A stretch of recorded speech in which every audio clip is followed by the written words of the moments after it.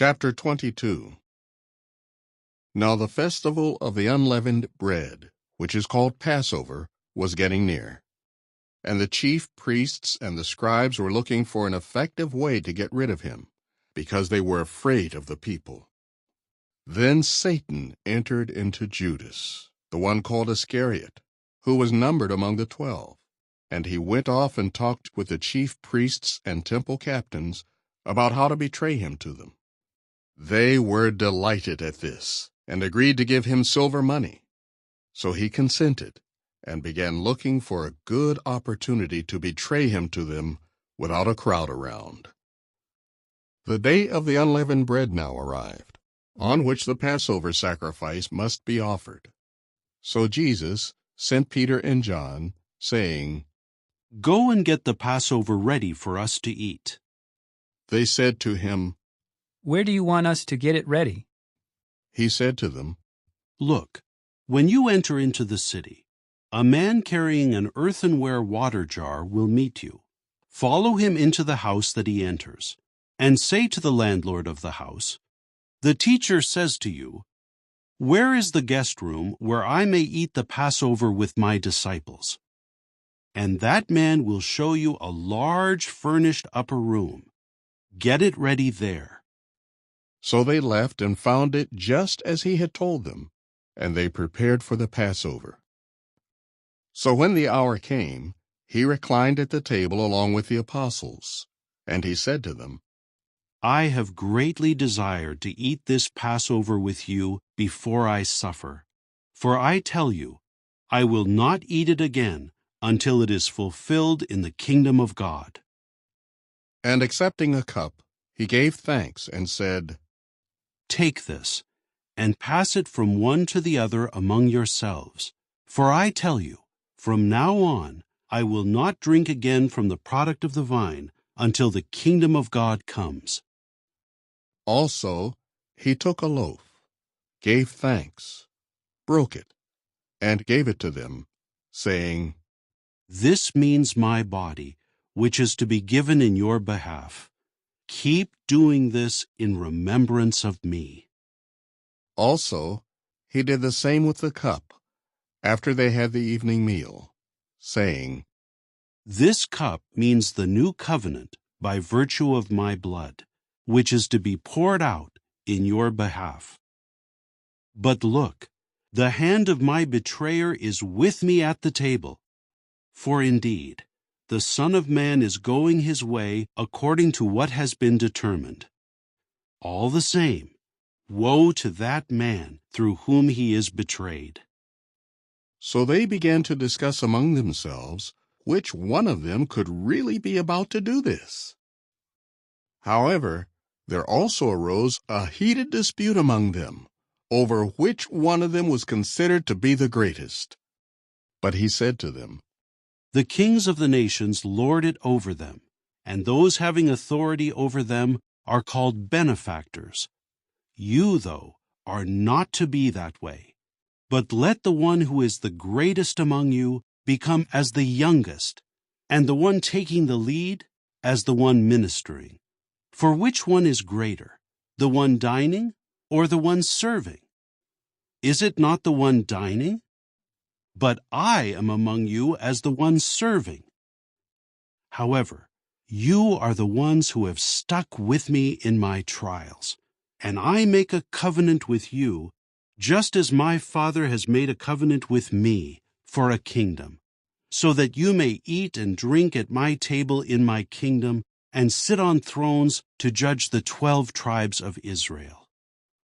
Simon, Simon, look, Satan has demanded to have all of you to sift you as wheat. But I have made supplication for you that your faith may not give out, and you, once you have returned, strengthen your brothers." Then he said to him, "Lord, I am ready to go with you both to prison and to death." But he said, "I tell you, Peter, a rooster will not crow today until you have denied knowing me 3 times. He also said to them, When I sent you out without a money bag, and a food pouch, and sandals. You did not lack anything, did you?" They said, "No." Then he said to them, "But now let the one who has a money bag take it, likewise a food pouch, and let the one who has no sword sell his outer garment and buy one. For I tell you that what is written must be accomplished in me, namely, he was counted with lawless ones. For this is being fulfilled concerning me." Then they said, Lord, look, here are 2 swords. He said to them, "It is enough." On leaving, he went, as was his custom, to the Mount of Olives, and the disciples also followed him. On arriving at the place, he said to them, "Carry on prayer, so that you do not enter into temptation." And he withdrew from them about a stone's throw away, and he bent his knees and began to pray, saying, "Father, if you want to, remove this cup from me. Nevertheless, let not my will, but yours take place." Then an angel from heaven appeared to him and strengthened him. But he was in such agony that he kept praying more earnestly, and his sweat became as drops of blood falling to the ground. When he rose from prayer and went to the disciples, he found them slumbering, exhausted from grief. He said to them, "Why are you sleeping? Get up and keep praying, so that you do not enter into temptation." While he was still speaking, look, a crowd, and the man called Judas, one of the 12, was leading them, and he approached Jesus to kiss him. But Jesus said to him, "Judas, are you betraying the Son of Man with a kiss?" When those around him saw what was going to happen, they said, "Lord, should we strike with the sword?" One of them even struck the slave of the high priest, taking off his right ear. But in reply, Jesus said, "That is enough." And he touched the ear and healed him. Jesus then said to the chief priests and captains of the temple and elders who had come there for him, "Did you come out with swords and clubs as against a robber? While I was with you in the temple day after day, you did not lay your hands on me. But this is your hour and the authority of darkness." Then they arrested him and led him off, and they brought him into the house of the high priest. But Peter was following at a distance. When they lit a fire in the middle of the courtyard and sat down together, Peter was sitting among them. But a servant girl, seeing him sitting in the light of the fire, looked closely at him and said, "This man was also with him." But he denied it, saying, I do not know him, woman. After a short time, another person saw him and said, "You too are one of them." But Peter said, Man, I am not.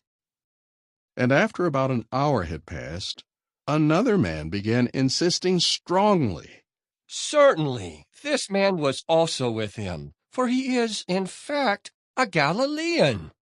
But Peter said, Man, I do not know what you are saying. and instantly, while he was still speaking, a rooster crowed. At this the Lord turned and looked straight at Peter, and Peter recalled the statement of the Lord when he had said to him, Before a rooster crows today, you will disown me 3 times. And he went outside and wept bitterly.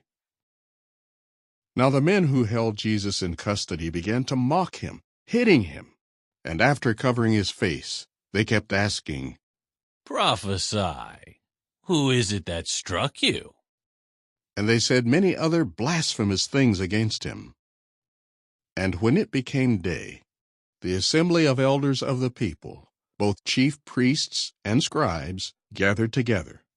And they led him into their Sanhedrin hall, and said, If you are the Christ, tell us.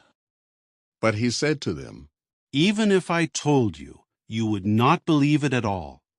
Moreover, if I questioned you, you would not answer. However, from now on, the Son of Man will be seated at the powerful right hand of God. At this they all said, Are you therefore the Son of God?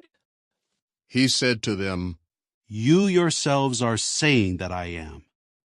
They said, Why do we need further testimony? For we ourselves have heard it out of his own mouth.